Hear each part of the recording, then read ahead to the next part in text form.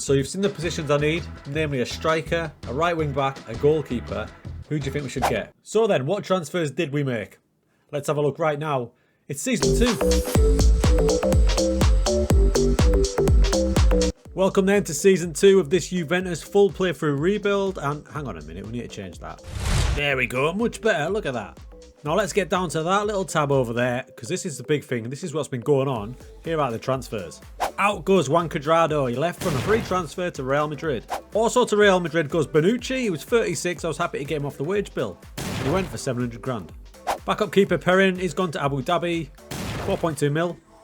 Yildiz went to Dortmund, but it was a Man City-esque type of transfer because we got a buyback for him for only 20 million. But he went for 10 million. But we got rid of a rake of players that weren't needed or were just not good enough, and we cleared the decks. But I know you guys, I know you. You want to know who we brought in, right? Right, check these boys out. We wanted a new goalkeeper. We've got one in Gregor Kobel, in from Dortmund for 25 million. A striker to go up front with Vlahovic. Beto comes in from Udinese for 15 million. Promising fullback Jan Couto in on loan from Man City with an option to buy for 30 at the end of the season. Add to that some pre-arranged deals from last season for Moise Kean for 24 million, Locatelli for 30 million, and Paredes for 19. None of these were my moves, but welcome in, boys. So with the squad reshaped, how does that affect the way the starting 11 looks? Let's have a look at the tactic for this season. We started using this tactic near the end of last season. Started to look really good, and that's the way we're going to look at it. Beto goes up front with Vlahovic, Gonzalez up there with him, 2 in midfield. And now remember, Kulevski was on loan at Tottenham last season, but he's back with us now, so it's like a new signing, as is Zakaria on the bench as well. The squad is starting to bulk up. I've got a couple of transfers still to come as well. I wanted another centre-back with Bonucci gone, and I swooped in for Milinkovic for 17.5 million. What an absolute bargain. He's already worth 50 million, 26 years old. We started the season really well, the new tactic. We battered Napoli at home 2-0, and then games that we should win, we did win, hardly conceding a goal.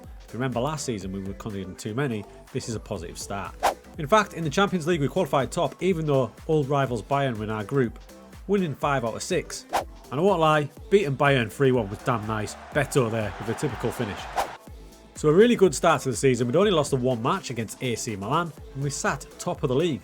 And what's key for us is we're still scoring goals, 2 a match, but we've cut that down to 7 conceded. Last season, that was more than double that.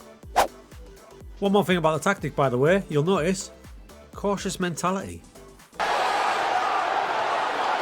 As the season stormed on, Dodo just kept getting injured, so I had no cover at right back. So in January, we went to Roma, gave him 12 million for Rick Karsdorp, and he's been pretty solid so far.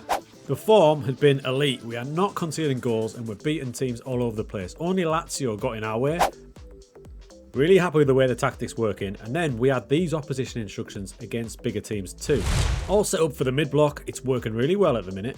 Beto settled in really nicely, scoring 16 in 36. Kulusevski, what a return he's had. Really nice, and he's rotating with Di Maria, both looking great in that wide playmaker role.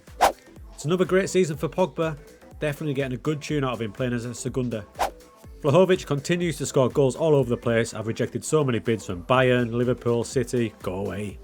The Champions League round of 16, we got a solid 1-1 draw against Wolfsburg. Looking forward to the home leg. All was going so well until Locatelli, the captain, lost his head and got sent off after 40 minutes. Wolfsburg capitalised, beat us 2-1 at home. We're out of the Champions League in the round of 16. Now there's even more pressure on the league, but the good news is we're still top of the table, doing well, Napoli breathing down our necks. And then a cup I totally forgot about, the Supercoppa Italia against Inter Milan. We beat them 2-0. We've got a trophy. It counts, right? I've got an eye on next season, and Pogba's now 30/31, so in this role I've been using off the bench Fabio Moretti. He's a wonder kid and he's going to be class. I've got him training to be a Seconde. Watch this space on this one. A Champions League hangover hit as Milan beat us for the second time this season. After that, responded well with a 6 and a 4 against Venezia and Lecce. But later on, Lazio beat us again, 2-1, which meant we dropped to second because Napoli are relentless. There's 4 games left and there's 5 points difference now. It's not looking good. The good news is we're again in the Coppa Italia final. The bad news is against Milan, who've already beat us twice this season. Yeah, at this point I'm a bit worried. I mean, we've lost 4 times and the only times we've lost are these games. Twice against Lazio and twice against Milan. But I am really happy with the tactic. We've scored 78, we've only conceded 19. Last season, we conceded 44 in the league. So what an improvement that is. In fact, the squad size and depth now is absolutely fantastic. I've got at least 2 players for every position. And midfield is absolutely rammed. So we're going to these last 4 games of the season and the Coppa Italia final. We've pretty much got to win them all to have any chance, right? And the one thing that's doing my head in is, look who we play last game of the season. Inter. Meanwhile, Napoli have got an easier run in. Verona, Monza, Roma and Sassuolo. This is going to be tough to turn this round. We did the business against Genoa, but then dropped vital points against Torino.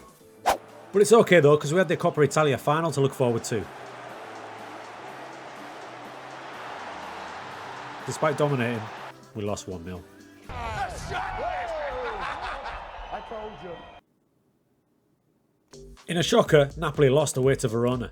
They beat Monza, but drew at home to Roma. If I speak, I am in big trouble. At the same time, we were drawn to Udinese. Then Paul Pogba lashed that home. And in the 91st, Locatelli did this. Massive win, and it takes it down to the last game of the season. So here's the situation. We need to win, and if Napoli don't win, we'll take it. Even if they draw, we'll take it on goal difference. But we've got Inter, and they've got Sassuolo. After 30 minutes, we took the lead. Chiesa was close, but Kulusevski was there to put it in. Meanwhile, at Sassuolo, long-term favourite Berardi, then Frattesi, and then in the 81st minute, Lopez. Sassuolo beat Napoli, and my boys hung on.